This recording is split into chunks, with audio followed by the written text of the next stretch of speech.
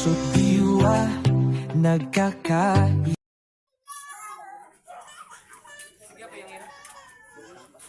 Hala, masimula kita Mami Nides. Hello, hello. So ayun, tayo mag-start. Wala tayong microphone. Kaya nga. Bali Mami Nides, birthday girl, halika dito birthday girl. Hala, kita'y masimula sa ato Bible Study Fellowship. Ito'y under ng Familia Torel. So, thank you so much pala kay Mami Night sa pagpapaano ng kanyang bahay para dito ganapin ang ating Bible Study. Last na Bible Study natin ay yung September yata yun, or October. Then, kay Ate Maka yun naganap. Tapos, hindi na nasundan kasi na busy sa anniversary. At yung December is madami ding naging kabisihan. Kaya ngayon is welcome natin ulit ang ating Bible study dito sa bahay ni Mami Nights. Thank you so much Mami Nights. At syempre, Ilaw na anak mo.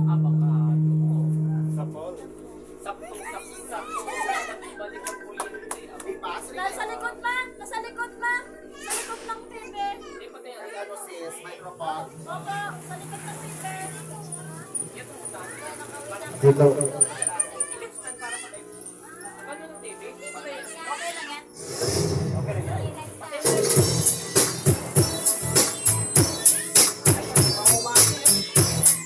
Hello.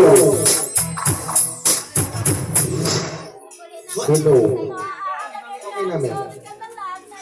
Ayun.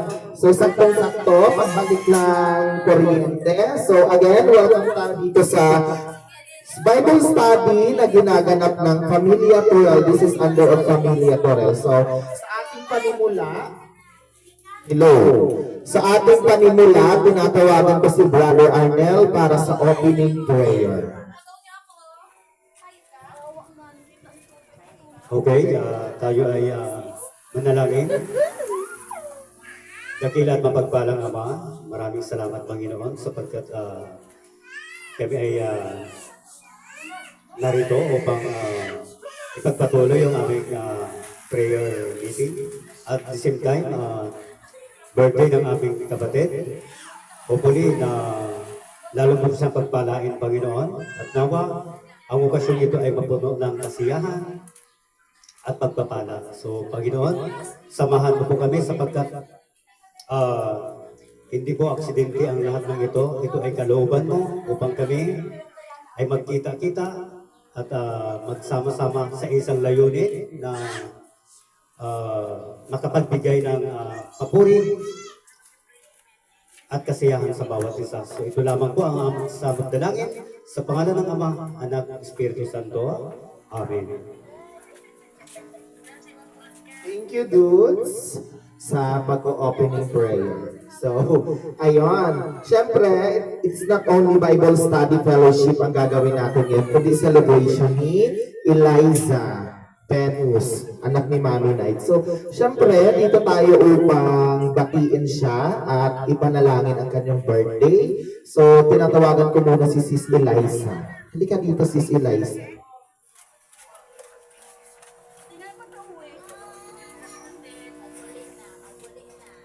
Okay, so ilang taon na si Eliza?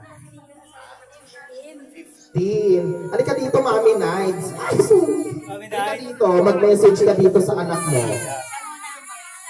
Si Eliza daw mo. Ano masasabi mo sa birthday mo ngayon?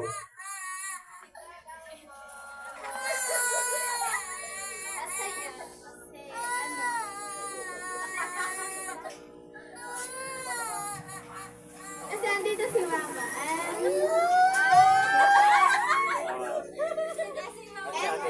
Thank you, Ma. I love you. Okay.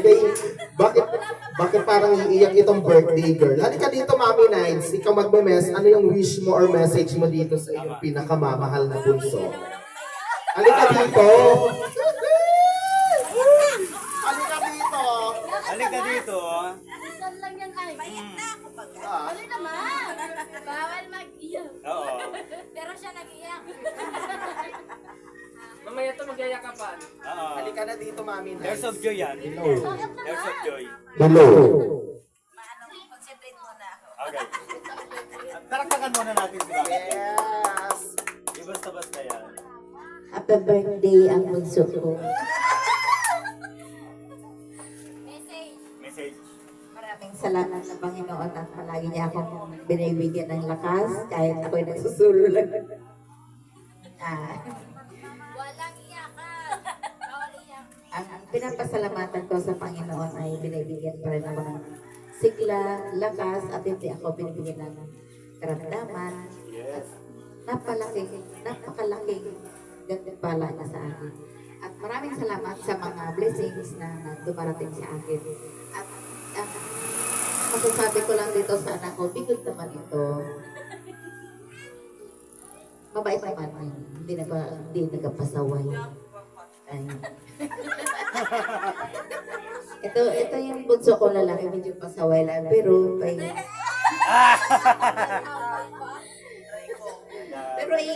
meron din siyang, may ugali din siyang nasunod sa akin. Pero tayo, mabait naman. Mabait naman ang mga anak ko. At pinapasalamat ko sa Panginoon na wala akong gaanong problema sa mga anak ko. Nasunod naman sa akin kung anong pinapayo ko. Maraming salamat sa Panginoon. Thank you. Halika dito. Meron pa mag-message sa inyo. Ikaw, Sis Judy Ann. Dati, yan. Ano raw? Ikaw, Troy, lakas na. Ikaw, Julius. Julius. I love you po, no, sis. I love you. So, ayan. So, siguro wala nang magme-message. So, si Troy, may papanalangin yung ating birthday girl. Sandali sa tamang message. Sino pa no? Okay? Okay, Troy, halika na dito. Ipanalangin mo. Dito sa gitna si Eliza. Okay. Tayo manalangin para kay Eliza at para sa kanyang pamilya at sa mga mahal niya sa buhay.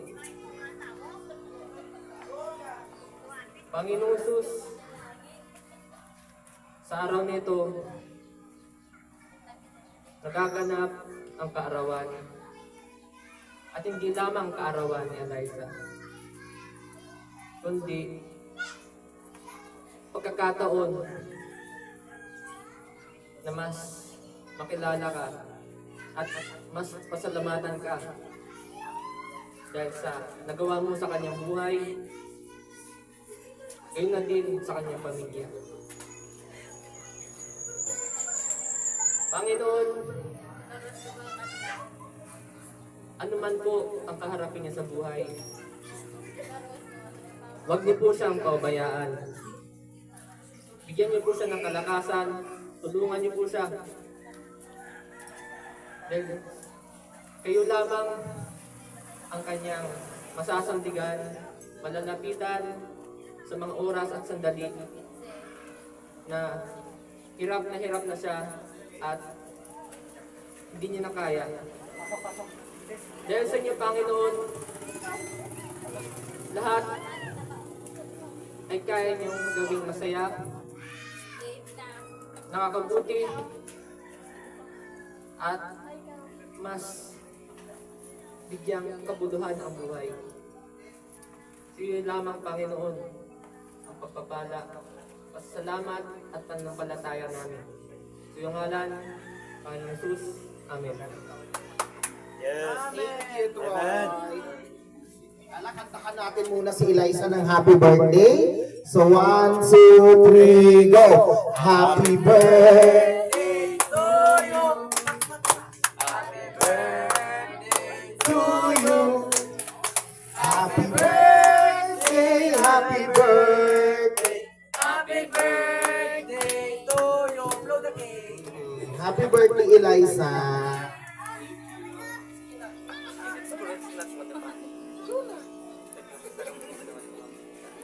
Ayan. So, ayun, happy birthday ulit, Eliza. Ilong Ate Lucille at kay Kuya Joash na, oo, na late. Ayan. Diretso na tayo. Anong meron? Wala. Okay lang. Hala. Inadjust lang. Diretso kitay. So, ngayong hapon na ito is darako na tayo sa message. Itong taong ito ay first time niyang magme-message kasi wala si Pastor Minorca. So, nag-sub muna siya. So, ito yung una niyang magme-message siya sa atin. At I'm sure na ready na rin siya. Diba? Ready na siya na mag-message palagi sa tuwing may Bible study tayo. So, tinatawagan ko na si Brother Troy Porlales. Soon to be pastor. Paras talagang nakapit. So, ano?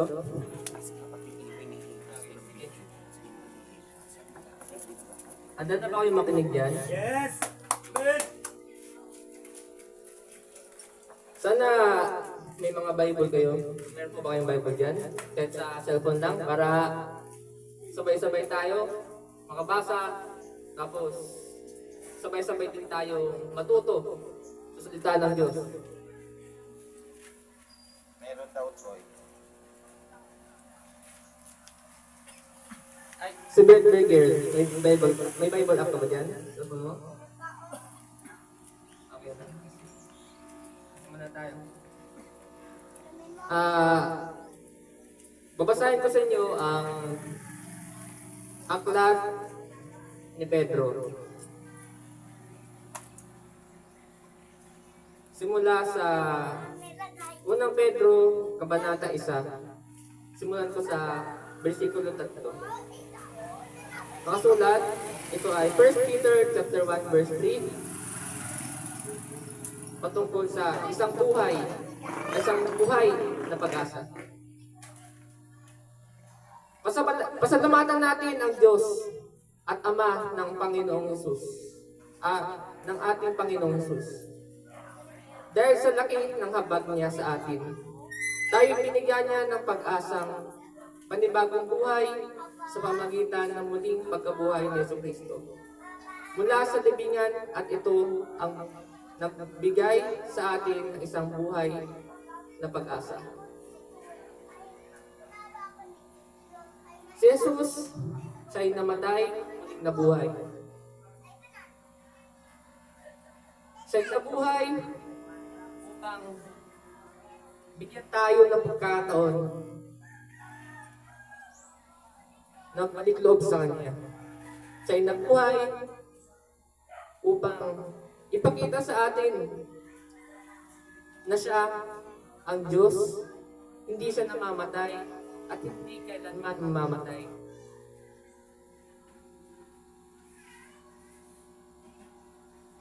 Kadugtong nito ay makakamit natin ang isang kayamanang di masisira. Walang kapintasan at di kukupas na inihanda ng Diyos sa langit para sa iyo. Sa mundo, lahat ng bagay nasisira.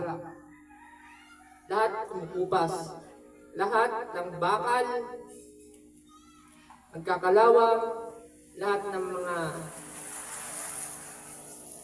bagay sa mundo ay lumuluma. Subalit, sa karehan ng langit, lahat maganda, malinis.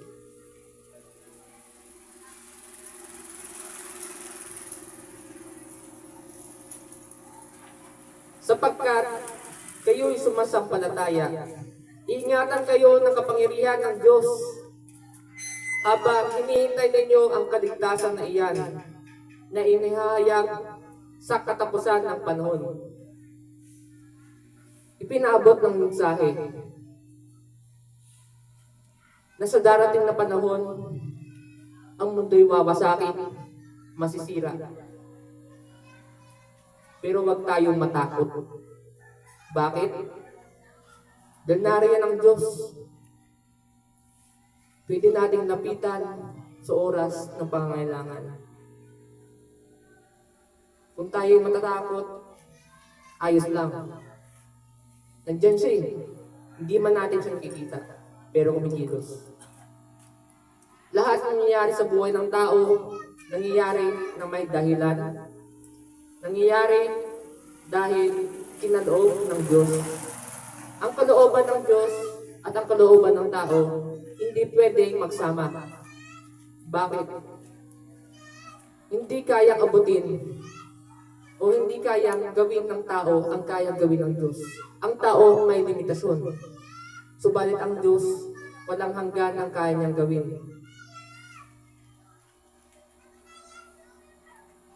Ito'y dapat ninyong igagalak kahit sa maaaring magdanas muna kayo ng iba't ibang pagsubok sa loob ng maikling panahon.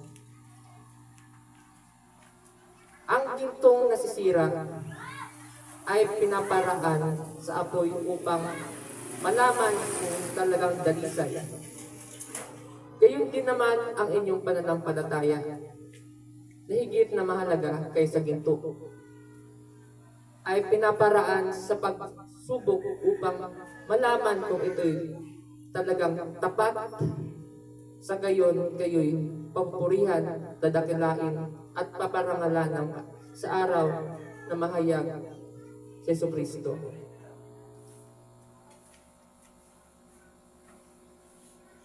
Tulad ng pinabot ng mensahe, ang pananampalataya ang pundasyon ng lahat. Ang pananampalataya ang nag-uugnay sa tao sa Diyos. Ang pananampalataya ang pwede nating gamitin, maaring simbolo ng koneksyon natin sa Kanya. Sa pananampalataya at panalangin, maaari natin siyang kausapin. Ihayag sa Kanya ang mga nilalaman ng ating puso, ating mga nais sabihin o nais hilingin. Subalit, ang mga hinihiling natin sa Panginoon ay ibibigay niya kung ito'y kanyang kaloob. Kung hindi niyo naman natanggap ang mga gusto ninyo, hindi yun ibig sabihin na ayaw sa inyo ng Diyos o ayaw ng Diyos doon sa gusto ninyo. Dahil gusto ng Diyos na may mas nakakaalam kung ano ang mas nakabuti sa inyo. Halimbawa, may gusto ka, Eliza. Pagkatapos, hindi ka gusto ng crush mo. Maiyak si Eliza. Huwag ka mapaghinaan ng loob. Bakit? Dahil may mas nakalaan, tamang tao para sa iyo, sa silong ng langit.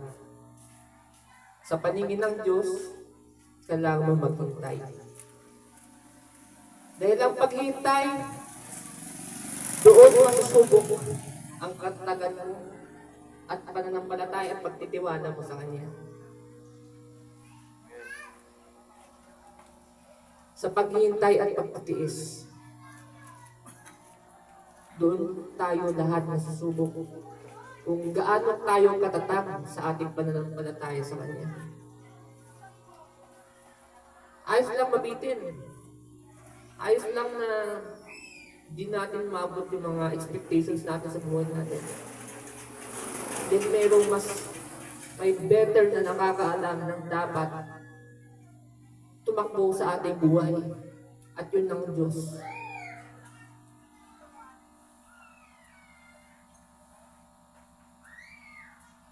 Nakalagay dito, 1 Peter chapter 1 verse 8, hindi ninyo siya nakikita kailanman, ngunit siya'y iniibig na ninyo.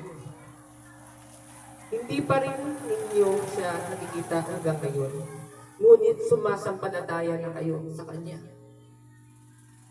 Dahil dito'y nag-uumapaw na sa inyong puso ang kagalakan di kayang iturawan sa salita.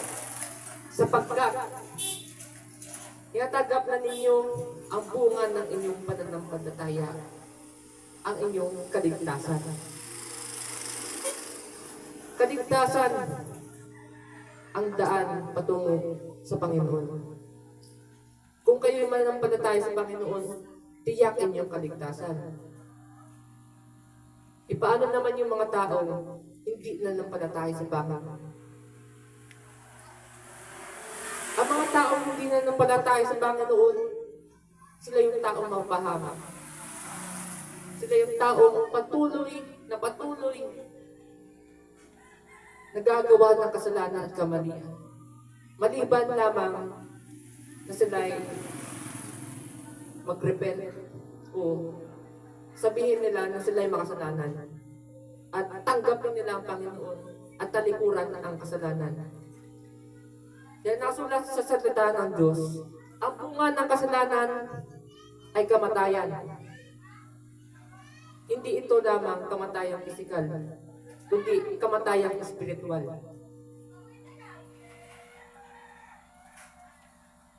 Dahil sa buhay ng tao, mayroong dalawang uri ng kamatayan. O tatlo. Una, kamatayang pisikal. Naagtas ang katawan ng tao, ito'y nabubulok. Pangalawa, kamatayang espiritual. Ang paghiwalay ng katawan at ng espiritu. At ang pangatlo, ang panghabang buhay na kamatayan. At ang panghabang buhay na kamatayan ay katiyakan ng hindi pagtanggap sa Diyos at hindi pagkilala sa Kanya.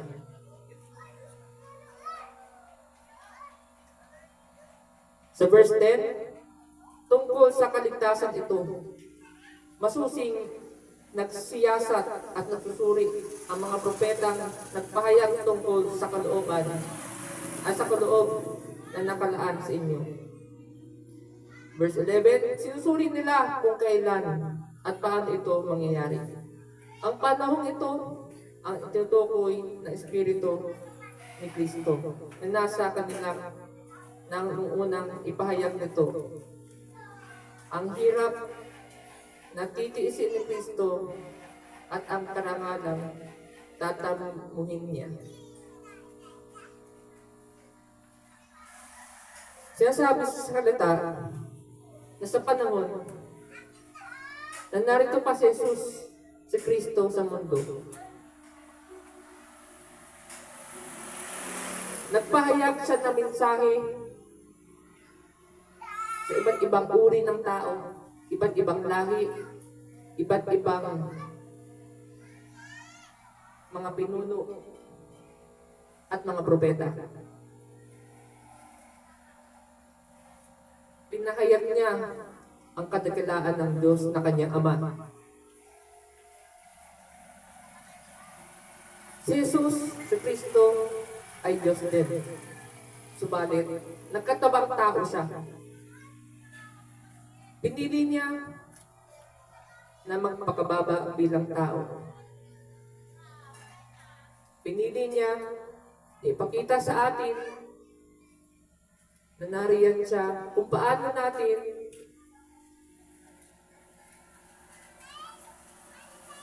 kilalanin ang Diyos. Kung paano tayo manampalataya sa Kanya. Tinuruan niya tayo kung paano magdasal. Tinuruan tayo ni Jesus kung paano mag-ayuno. Tinuruan niya tayo na wag tayo sasamba sa mga Diyos-Diyosan, sa mga ribulto. Tinuruan niya tayo ng mga dapat nating malaman. Lahat ng yun na nakalagay sa banal na kasulatan, sa Biblia. Ang salita ng Diyos ang magandang at mabuting balita. Bakit nga ba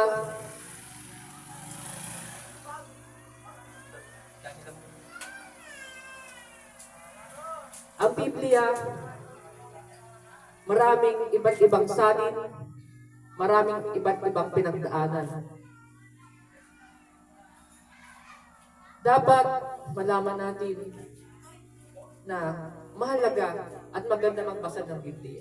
Bakit? Dahil ito'y nagpapatotoo na nangyari sa nakaraan at ang mangyayari sa hinaharap. Ito ang bawat detalyeng nakasulat. Sinulat ng bawat apostol at propeta ni Jesus para sa tao kung paano ang tao mamuhay ng tama at kung paano ang tao ay magpaligtog sa Kanya at kung paano sumunod.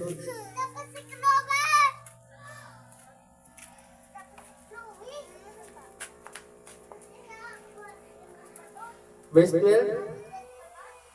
nang kanilang ipahayag ang mga katotohanan ito, ipinaunawa sa kanila ng Diyos na ang ginagawa nila ay para sa inyo at hindi para sa kanila. Ang mga katotohanan ito ay narinig ninyo ngayon sa mga nangangaral na magandang balita ng Diyos.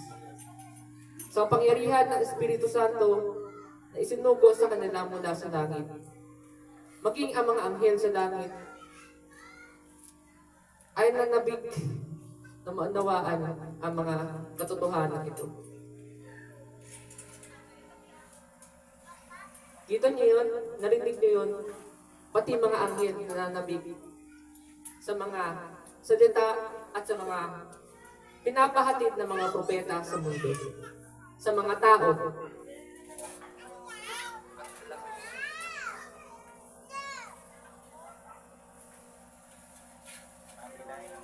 Kung ang mga anghel ay nanabik sa salita ng Diyos, gayon din ang mga tao, gayon na din tayo. Dahil ang salita ng Diyos, ang ating ipapamuhay, dahil yun ang sinabi niya, yun ang nakatakdang mangyari para sa buhay ng tao, kung paano tayo mamumuhay ng tama, kung paano tayo susunod, at kung paano natin tatalikuran ang kasalanan. Ang salita ng Diyos ay binigay hindi para takutin tayo, hindi para maging sunod-sunuran tayo, kundi para itama tayo, para gabayan tayo. Yung iba, uy, nagbabasa pa ito ng Bible, malaki na, teenager na, matanda na. Bakit ka mahiya? Huwag ka mahiya. Ako tumatayo dito, hindi ako nahiya. Bakit? Dahil pinapaabot ko sa inyo, pinapaabot ng mga salita ng Diyos sa atin, sa bawat isa, kung paano tayo dapat mamuhay. Ang kalugod-lugod sa Kanya, kung paano natin ililigtas ang ating sarili mula sa kamatayan, mula sa impyerno. Ang salita ng Diyos ay napakaganda sa ating espiritu, sa ating buhay. Dahil ang Diyos, kaya niyang gawin ng kahit ano. Kaya niyang baguhin ang buhay mo. Ngayon, mahirap ka. Pero unti-unti, gagawa ang Diyos. At gagawin ng Diyos ang kanyang makakaya, ang kanyang magagawa para makaahon ka sa pang-araw-araw mong pangangailangan. Ayos lang na, uy, ganito pa lang estado ko, pero yung mga kaibigan ko, mga classmate ko, mga kakasama ko, ang taasan ng mga nabang. Okay lang. Bakit? Marangal yung ginagawa mo. Wala kang nababang tao. Kaya nga mga kasama, mga kapatid, ano man yung pinagdadaanan sa buhay, ano man yung hirap mo, masakit mo, ibigay mo sa Diyos. Magdasal ka. Dahil siya ang may mas nakakaalam kung maano at kung paano niya babaguhin ang buhay mo. Kailangan mo lang tumawag sa Kanya. Manalangin ka. Manampalataya ka. Ang alin mo, ang puot sa puso mo, pag-alinlangan. Dahil ang pag-alinlangan, nagdudulot yun ng hindi agarang kasagutan. Nagdadasal ka nga. Kapag nagdasal mo, uy, Lord, bigyan mo ko ng pagkain. Wala na kayong kakain bukas. Magdasal ka sa Panginoon. Huwag ka mag-alinlangang humingi. Dahil ang Diyos, kaya niya ibigay kahit ano. Basta't yun ay nasa kanyang kalooban. Hindi man ibigay sa'yo ng Diyos na, uy, sardinas ang ulam sa bukas. Subalit, uy, binigyan ako ng Lord ng lechon. Yun pala, merong birthday dun sa kabila. Nakakain ka ng libre. Tuwa niya? Gumagawa ang Diyos na ibang paraan para makakain ka. Uy, ulam mo. Bukas, pupunta ako ng gym. Mag-workout ako. Yun pala, umulan. Paano? Papunta ka pala ng gym para mag-workout. Nakasalubong mo, classmate mo. In-invite ka, punta tayo church. Kita mo yun, mas pinipili, mas pinaprioritize ng Panginoon na mas malapit ka sa Kanya. Kaya nga, sa mga pagkataong ito, maraming tao ang naligaw ng landas. Mas pinipili ang mga makumundong bagay, paglalakwatsa, pag-inom, panegrilyo, lalong-lalo na sa mga bagay na makumundo. Nakakalimutan ng iba na magsimba, nakalimutan ng iba na manalangin o magdasal.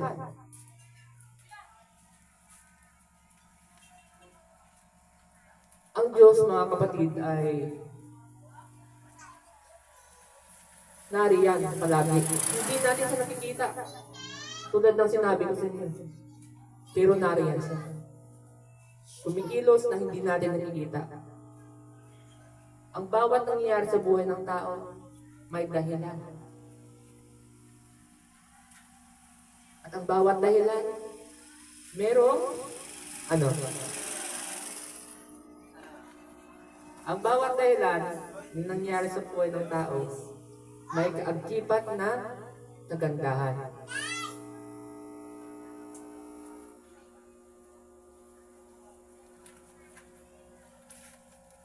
Di ba kayo nalaman dyan? Okay. Kaya nga, sino ba dito ang nagsisimba? Nagsisimba pa kayo dito lahat? Saka, dadagdag ko na rin ang pananampalataya ay mula sa puso at hindi sa relihiyon. Ang relihiyon, maaring buluktutin ang totoong salita ng Diyos. Bakit? Sa pamanong paraan. Una, ang pagsamba sa mga rebulto. Ang pagsamba sa rebulto ay taliwas sa salita ng Diyos. Bakit? Ang rebulto, meron siyang tenga, meron siyang bibig, subalit, walang buhay. Tulad ng mga buong Nazareno, hindi dapat sinasamba ang mga ganun. Dahil sila ay gawa ng tao at hindi sila gawa ng Diyos. Maaring ang bagay na ginamit ay nagmula sa Diyos.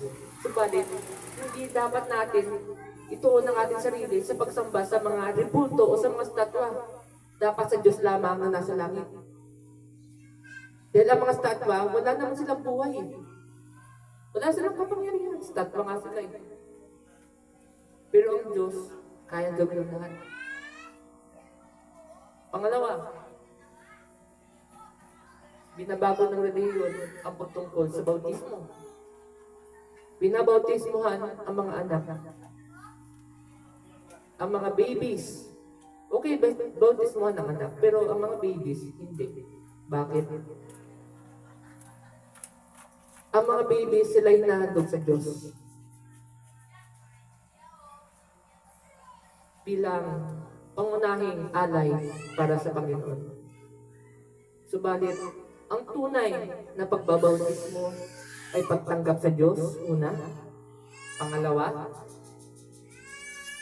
pagtalikod sa kasalanan. At pangatlo, pagbautismo sa tubig at sa tulong ng banal na Espiritu. Pangalawa na yun. Ang mga nabanggit ko. Maraming mga ginagawa ang reliyon na taliwas sa salita ng Diyos.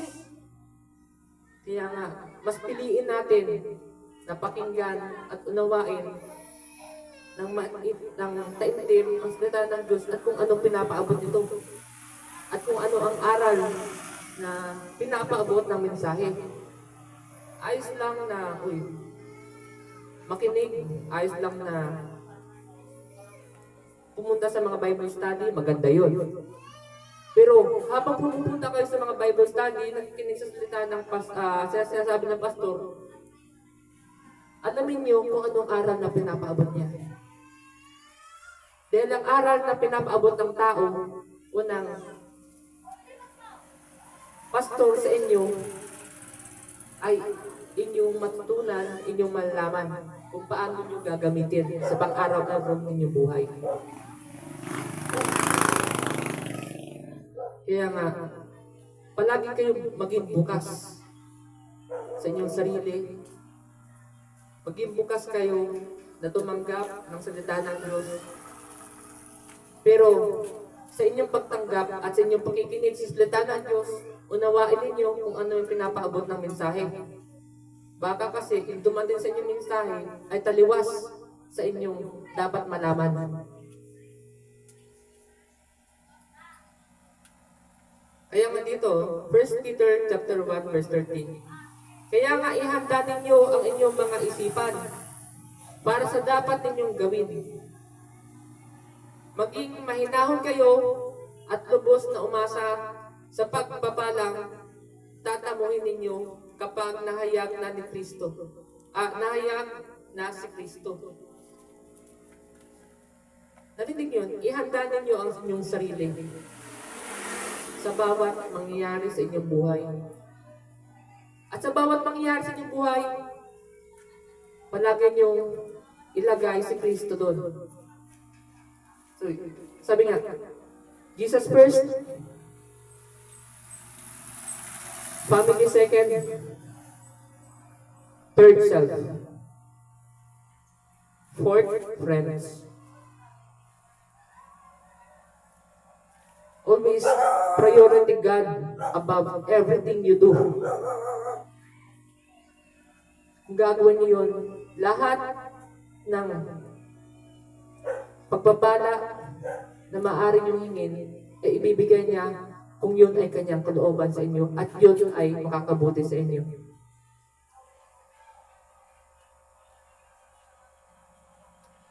Saban ko tayo. Okay. Verse 14, bilang masunuring mga anak, huwag kayong umayon sa masasamang pagnanasa at tulad ng ginagawa ninyo noong kayo'y wala pang tunay na pagkaunawa. Dahil ang Diyos na pumipili sa inyo ay banal, dapat din kayong magpakabanal sa lahat ng inyong ginagawa. Kung ang Diyos ay banal, dapat maging banal din kayo. Talikuran niyo ang mga hilig ng laman, lalong-lalo na ang paggawa ng mali, ang paggawa ng kasalanan. Dahil sinabi sa inyo kanina, ang ugat ng kasalanan ay kamatayan. Kamatayan espiritual. Dahil ang ugat ng kamatayan ay pang kasalanan at kamatayan pang walang hanggan. Verse 16, sapagkat nasulat, magpakabanal kayo sapagkat ako'y banal. Pinili ng Diyos na dumating sa mundo, hindi para hatulan ang mundo, kundi para iligtas ito mula sa kamatayang espiritual. Pwede kayong takutin ng sino mang tao. Gusto kayong patayin? Huwag kayong matakot. Hindi niya naman kayang patayin yung espiritu niya. Basta't ibigyan niyo lang ang inyong sarili sa Panginoon, kay Jesus, sa Kordero.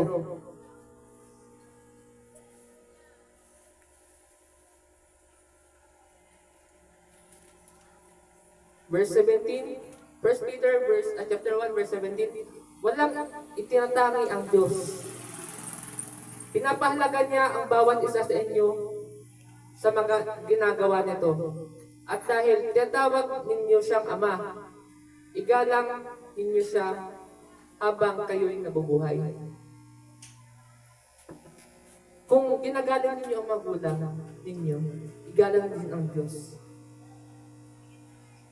Dahil siya ang nagbigay sa inyo ng buhay nung kayo'y pinanganak.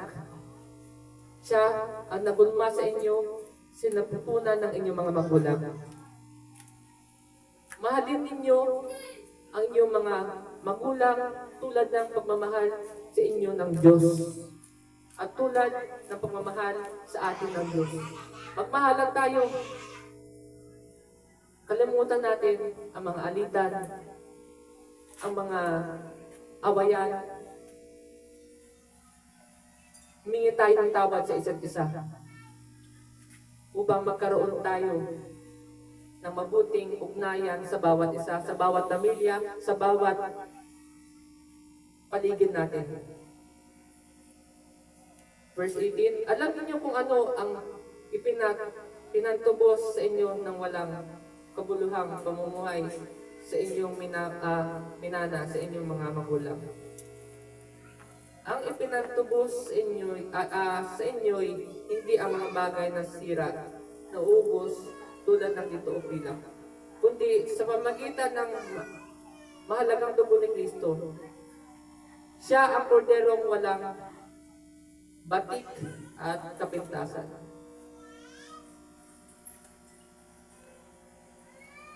Kung sa Diyos,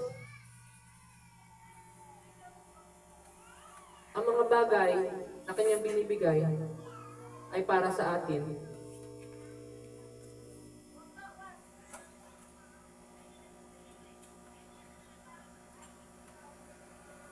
Sa Kanyang pamagitan, kung ang dugo na binigay na Jesus, na dumanak para sa atin, yun ay katapusan sa ating mga kasalanan. Ang kamalian ng bawat tao ay nagsimula nung una pa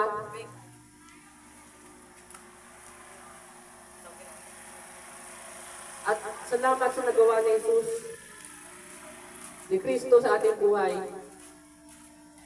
sa pagtanggap natin sa Kanya, at sa pananampalataya natin sa Kanya, at sa pagtalikod sa ating mga kasalanan, at sa paggawa ng mabuti, at sa pagiging banal, tayo naligtas sa ating mga kasalanan, at naging karapat-dapat na pumasok sa Kanyang kaharian. Ito, last na to. Pinili na siya ng Diyos sa gawain ito bago pa nilikha ang daigdig. At ipinahayag siya alang-alang sa inyo bago sumapit ang katapusan ng mga panahon. Pinapaabot ng mensahe na sa darating na panahon, maraming tao tatalikod sa kanilang pananampalataya. Subalit wag kayong tumalikod. Dumating man ang pag-uusig sa darating na panahon, huwag niyong kakalimutan ang inyong pananampalataya. Huwag niyong kakalimutan, nariyan ng Diyos. Hindi niya tayo pabayaan hanggang sa huling panahon. Maraming salamat po sa inyong pakikinig. To God be the glory for all of you. Thank you, Troy. Maghirap kalingyan iwag ati Lucille. Okay ang Okay na. Hala. Thank you so much, Troy. First time ni Troy kasi Ate Lucille mag-message. Kaya Good job. Ayan. So, kanina is mayroon tayo nakalimutang magkantahan. Diba? Nakalimutan natin magkantahan. Kaya okay lang yon. So, tayo is darako sa ating announcement. Ang ating next na Bible study is gaganap sa last Sunday, ngayong January, nagaganapin ka na LB Foyo sa Torel. So,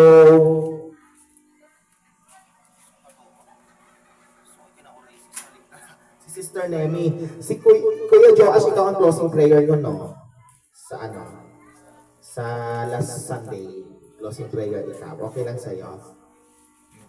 Si Ate Lucille is, next time na si Ate Lucille, no? Ala, si Troy. Troy! Mali anay dudes. Hala kita ay ano pa kag ako nalimtan na ibisayahon Sister Nemi. Way ira siguro Troy, no? Wala na. Kung kailan? Kung saan yung ano? Kay Sister Elvis, dyan, hindi ko lang matandaan kung anong petsa yun sa last Sunday, basta January last Sunday. Then, good job kay Troy. Then, tayo'y inabot na ng gabi kasi kung anong oras na rin tayo nakapagsimula. So, ay meron pa palang isang nakalimutan. Ano? Closing prayer pa? At itong sa pagkain? May isa pa palang nakalimutan. Mommy Nights! Tawagan muna si Mommy Nights. Papalay. Wala pa.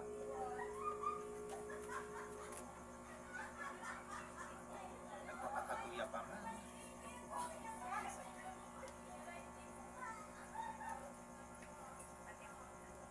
Habang hinihintay natin si Mommy Nights ay nandyan na pala si Mommy Nights. Habang hinihintay natin si Mommy Nights para sa closing prayer at sa prayer ng ating pagkain, yung isa natin nakalimutan is yung ating love gift.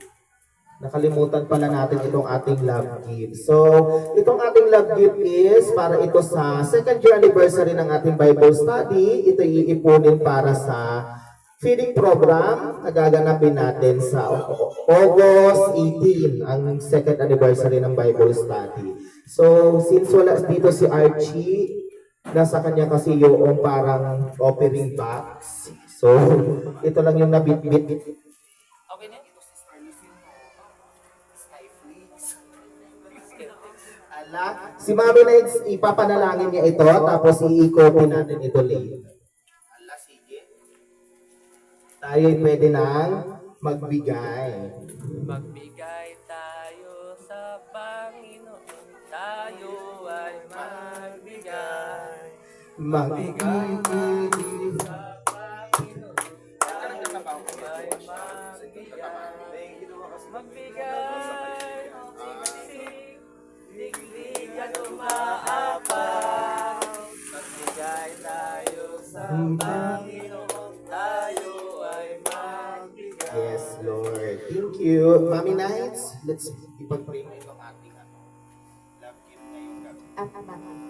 Maraming pong salamat, Panginoon, sa binigay mo sa amin ng kalakasan, kalusugan, at ang malawak na pang-unawa sa aming pamumuhay, Panginoon, sa aming mga hinaharap. Panginoon, marami pong salamat. Patuloy ka po na mag-guide sa amin at patuloy ka, Panginoon, na magbigay ng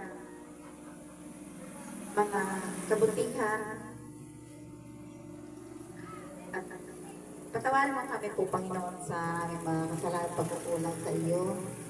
At pinapasalamatan ko po, Panginoon, na ikaw po, Panginoon, ang nagbibigay sa amin ng kasiglahan sa araw-araw, Panginoon. Marami pong salamat sa mga blessing, Panginoon, na natatanggap namin.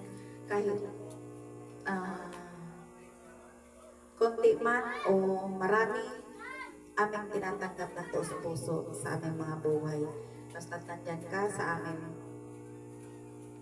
pamumuhay at nagbibigay kalakasan sa pang-araw-araw namin mga gawain. Marami pong salamat, Panginoon, sa mga aming offering na ito, Panginoon, ay ikaw pa po, Panginoon, siya magpatuloy na magbigay kalakasan sa mga nagbibigay sa amin, Panginoon, at sa suporta sa amin. At marami pong salamat, Panginoon, sa mga kasiglahan sa pang-araw-araw. Ay, pangalan, Sus, Amen. Thank you, Mami Knight. So, Darako na sa ating darako na sa ating closing prayer. At idiretso na rin natin ang pagpapanalangin dito sa pagkain. Tinatawagan ko si Sister Nemi para sa closing prayer at sa prayer for the foods. Sister Nemi. magsalon pa man kita.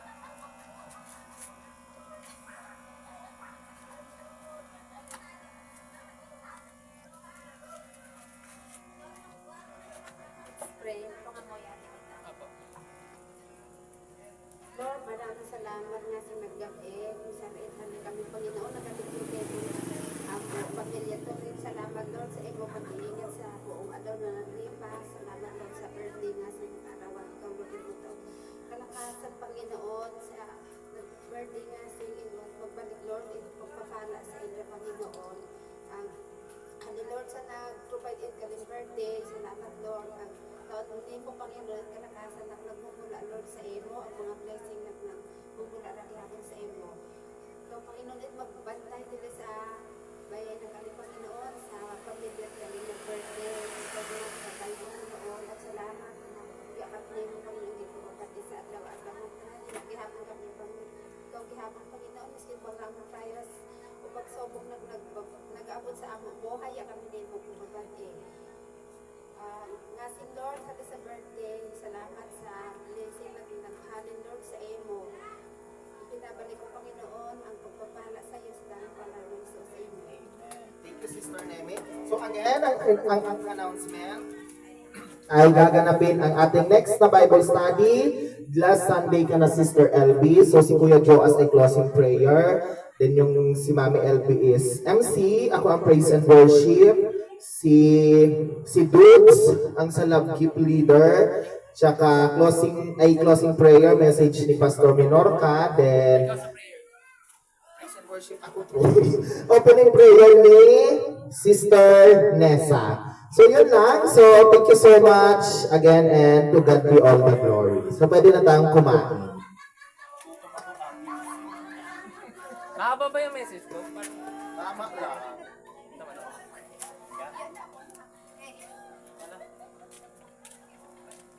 Sana ni si Mami Knight. Kita yun.